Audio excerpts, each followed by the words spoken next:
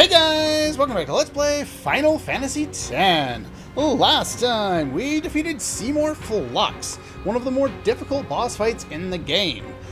Thing is, the next boss fight is probably the next most difficult, or at least one of them.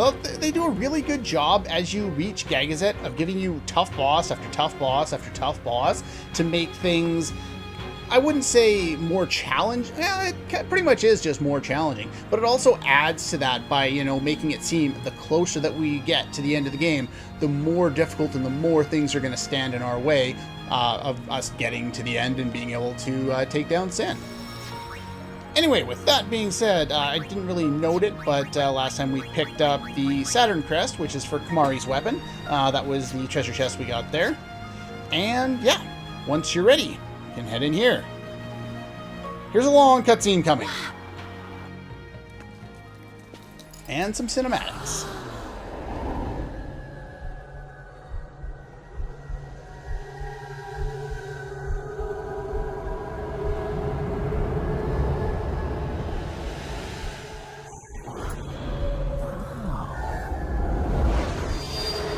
Whoa.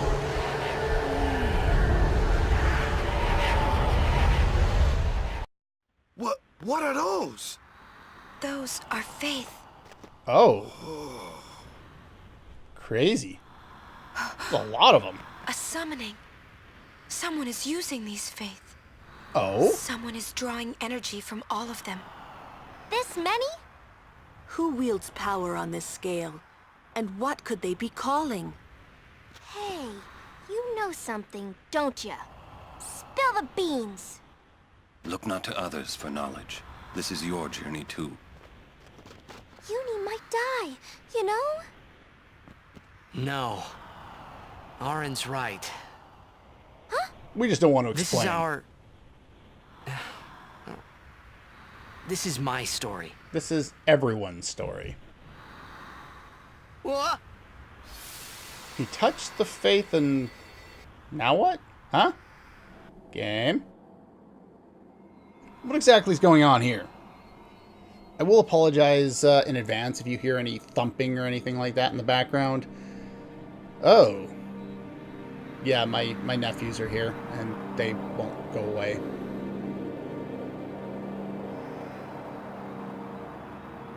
That's not a good sign.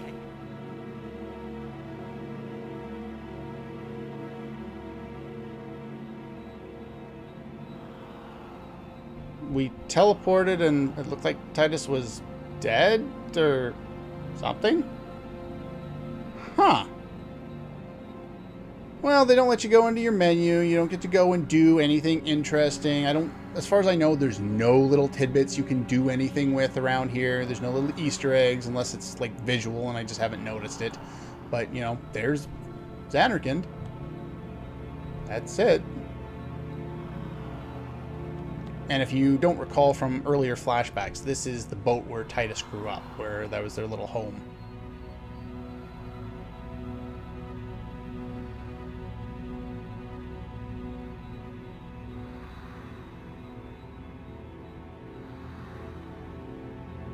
They do a really good choice in the music here. It's eerie. Welcome home. Oh, this guy. You? We met him. Remember me? We met in Bavel.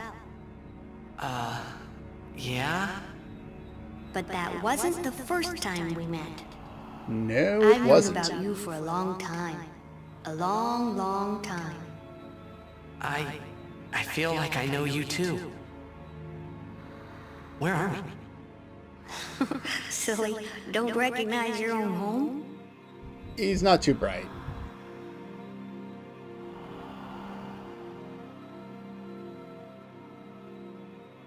What's gotten into you, hey?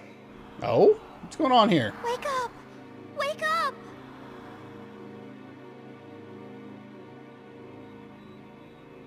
Wait, this is a dream. Oh. Precisely.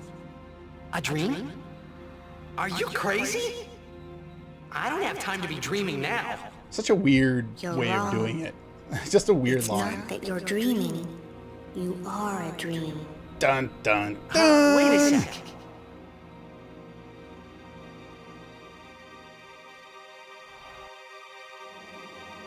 I could say a whole bunch, but I'll let the game explain it. They do a better job than I could anyway. Long ago, there was a war. Yeah, with Machina, right? Yes, a war between Zanarkand and Bavel. Bavel's Machina assured their victory from the start. Spira had never seen such power. The summoners of Zanarkand didn't stand a chance. It's weird, though. Zanarkand was doomed to oblivion. I'm just going to note this real quick. When we were in Zanarkand, it seemed to be known for lots of Machina, the big Machina cities, all lit up at night. And now they're saying that Bavel had even more Machina, and that Zanarkand was focused on the summoners. Notice how things have kind of been reversed over time. That's why we tried to save it, if only in a memory. What do you mean, What save did you it? do? The remaining summoners and the townspeople that survived the war, they all became faith for the summoning. The summoning. You mean sin? No, I mean this place. A Zanarkand that never sleeps. Oh, what? The dreams of the faith summoned the memories of the city. They summoned all the buildings, all the people who lived there. The people? What? They're all dreams? Me? Too? There you go.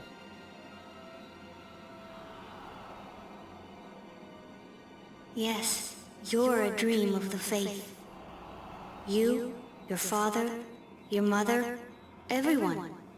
All dreams. Keep that in mind for a moment. And if the faith stopped dreaming,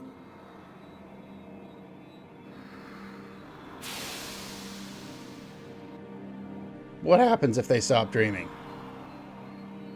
That's a really cool sky. The red lightning in the background. Awesome.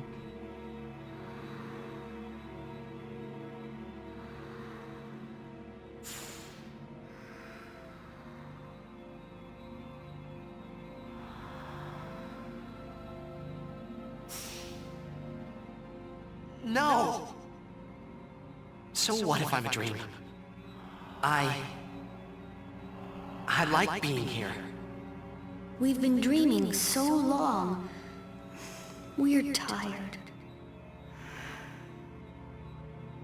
Would you and your father, would you let us rest? Both you and your father have been touched by sin. Sin, the one around whom all Spira, the spiral, revolves. What are you saying?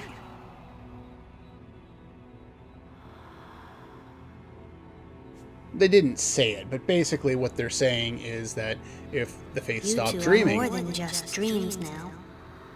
Wake up! Wake up, please! then Just a they'll little more. cease and to maybe- exist. Maybe you are the dream that will end our dreaming at last.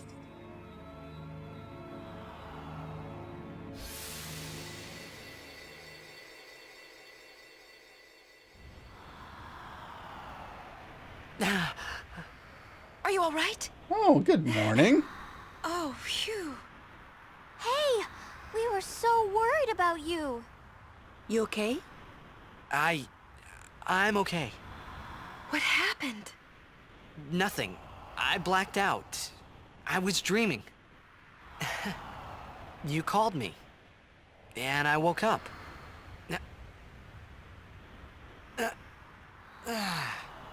It's always good for a nice nap. Nothing like a good nap. Yeah, Well, buddy. I'm ready. Let's go.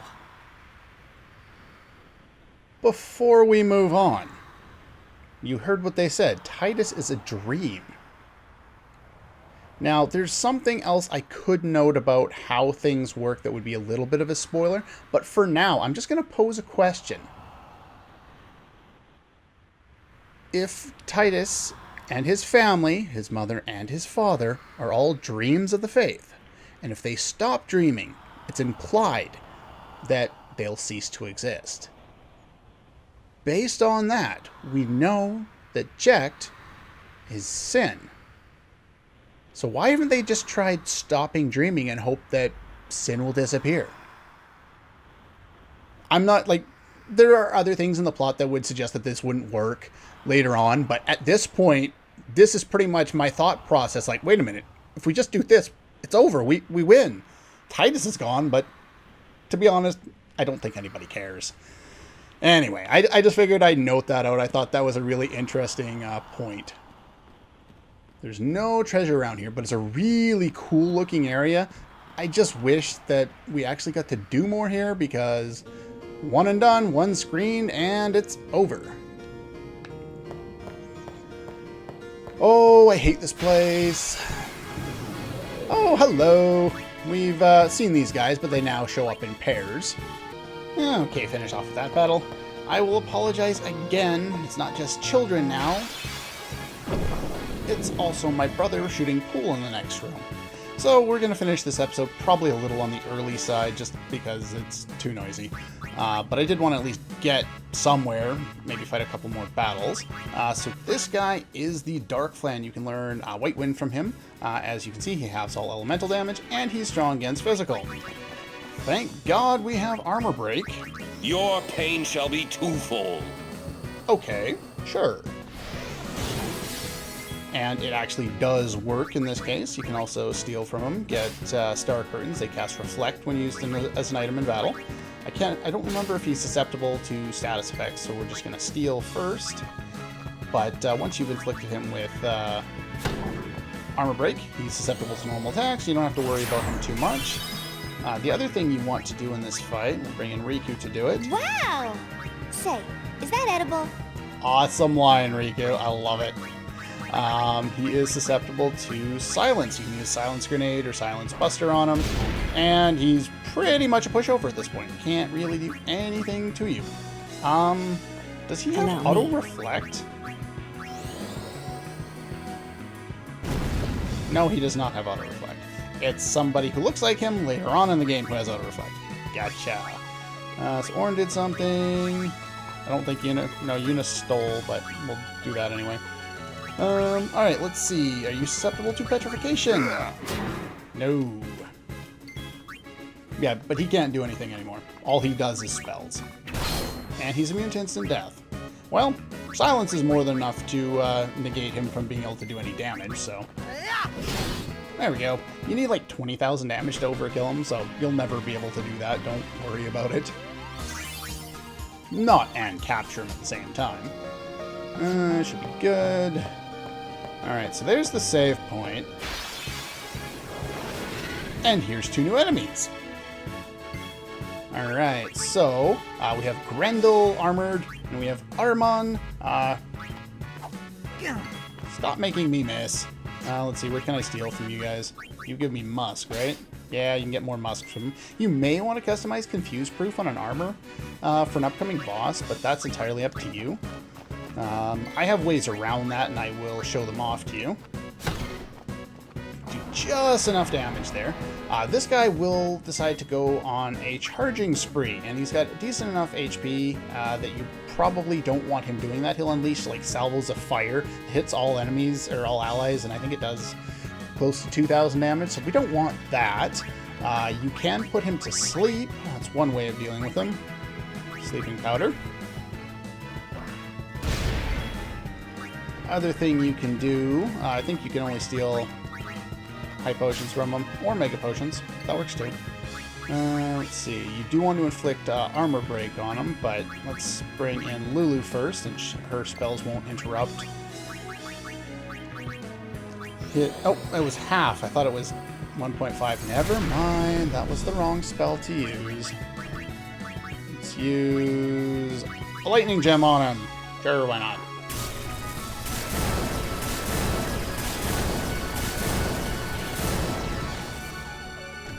Just until he gets his turn.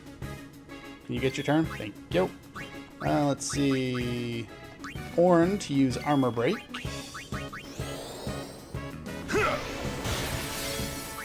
And then... I don't know if you're susceptible to Petrification, but it doesn't matter. are susceptible to petrification. There we go. Yeah, but avoid his elemental attack. It does way too much damage. You probably want to build up your overdrives while you're here. Do note, can't go that way. And there's actually, okay, repeat battle. I did want to show this off, and I forgot to. The area there is blocked off. We can't move forward. Okay, more repeat battles. But yeah, those two areas are blocked off until we do some little things. If that Dark Flan is not under silence, he can use Osmos to steal all of one of your character's MP when he's Looks like we usually got a when job he's to do, lower yeah? on HP. If anything should happen in the water, we're relying on you three. If it gets dangerous, pull out quick. Because no one else can possibly swim, Be careful. unless the okay? plot says so. Either that or those other 3, 4 don't want to get wet. Anyway, once we get in here, you'll notice we only have our 3 characters. Deathstrike will be particularly useful in here as all 3 of the enemies we can counter down here are susceptible to it. So we'll make use of that. You just need to go forward for now. There's not a whole lot to it. But whenever we run into battles, we'll be able to show off the enemies that are around here. You can't do anything to the right there yet. Well, here's 2 of the enemies we can counter down here. So these guys use Sonic Wave. Every enemy down here is weak to Thunder, except for the one we're not currently fighting. The Splashers are not unique, but interesting. Ow! They inflict poison with their attacks. Let's use an L-Bed Potion. And in addition to that, you can steal, rarely, frag grenades from them, which will be particularly useful. All the enemies, except maybe the Splasher, I can't remember, are susceptible to instant death down here, as I said. And if you happen to get lucky with a rare steal, no, then you can get a frag grenade. It would be nice, it's not required. They do inflict poison, they're annoying that way. The other ones are susceptible to instant death, as I said. I wish one of my other characters had Steel, because I have to keep spending most of my turns with Riku using L-Bed potions, but oh well. The Splashers, like the Piranha that we fought at the very beginning of the game, come in 1, 2, or 3 and double or triple their HP from the basic 1. But other than that, they're not a different enemy on the capture list. Splasher is just the one enemy that's there. You won't run into any enemies when you're up here, so don't worry about that. Here's a trial. Throw Waka's ball and hit the thing. The thing is, you have 2 aspects to worry about. First try. Gotta love it. Usually it takes me like 4 tries. I usually just get screwed over a bunch on there. And you get a key streak. I don't think you need to collect that for anything like that, but it's there. Anyway, that's pretty much all the time we have for today. Actually, we'll find the one other enemy here, and then we'll call her a day. And there it is, right on cue. I like that. The Maelstrom enemies, they're also weak to Thunder. Everyone weak to Thunder. Everyone's susceptible to instant death, too. If you have it, Mug will allow you to mug them, capture them, and instantly kill them all in one go. So that's awesome. Let's see, we'll kill you, get you out of the way, nobody gets poisoned. And yeah, you can steal water gems from these guys. I can't remember what you steal from the other enemies. Not particularly useful, whatever it is. But yeah, awesome. But yeah, like I said, that's all for this one. And I'm going to warp back in between episodes back to the save point there. And from there, also in between episodes, I'll be capturing all 10 of every enemy in the water here. Since it's easy enough to do with Deathstrike. One of the enemies, actually I think both of the enemies that aren't Splashers are armored, or just have a lot of HP, so you'll want either Piercing or preferably Deathstrike since it's easy enough to get. But yeah, like I said, that's all for this one, and I'll see you guys next time.